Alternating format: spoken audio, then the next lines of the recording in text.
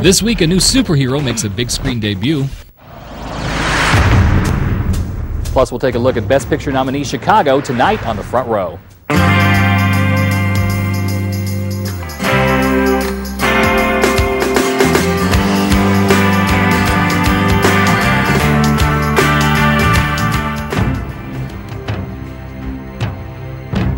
Blinded by a freak accident as a child, Matt Murdock's remaining senses are enhanced to supernatural, or should I even say superhero levels. By day, Murdock is a respected public defender. At night, he reigns justice on the Big Apple as Daredevil.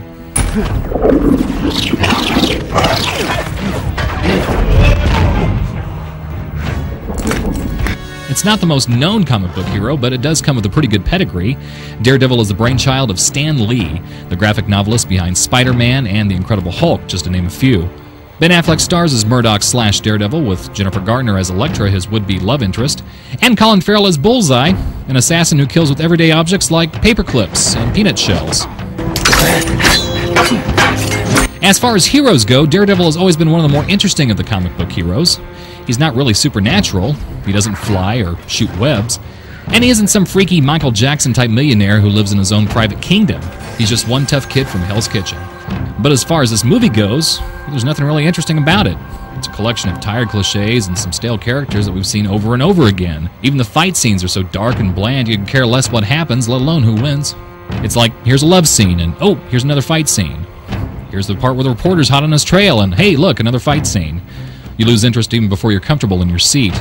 Jennifer Garner is a nice touch, and Colin Farrell does what he can with a limited character, but it's not really enough to make any difference. From the script, to the direction, to Ben, why do I have a career Affleck? Daredevil is nothing more than a dark and depressing movie entree of empty calories. It gets 1.5 out of 4 stars and is rated PG-13. Last Tuesday, 5 films were honored for the Oscar nomination for Best Film of 2002. Starting this week, we begin our month-long look at each one of these nominees, starting with the one that's easily the most ambitious and energetic. The legendary work of the late choreographer Bob Fosse gets an all-star overhaul in Chicago. Slick your hair and wear your buckle shoes. And all that featuring the acting and singing talents of Catherine Zeta-Jones, plus Renee Zellweger, Richard Gere, and Queen Latifah. It's an all-out visual and audio package that was considered by many not to be filmable. All my life, I wanted to have my own act. That's great. We'll be in touch. You know, I'm not quite finished yet. For the most part, it's simply a collection of show-stopping numbers, not exactly the material to base a movie on. Leave it to first-time director Rob Marshall to mix music and dance wrapped in the story of a pair of murderous showgirls searching for fame as much as they are looking for an acquittal. Marshall flawlessly mixes a real life with moments of surreal life. If it was just a collection of musical numbers, well, it would still be pretty good. But Chicago, for all its flash and glitz, is a twisted social satire on society's obsession with fame, power, and loss of our collective sense of right and wrong. It gets 4 out of 4 stars and is rated PG-13.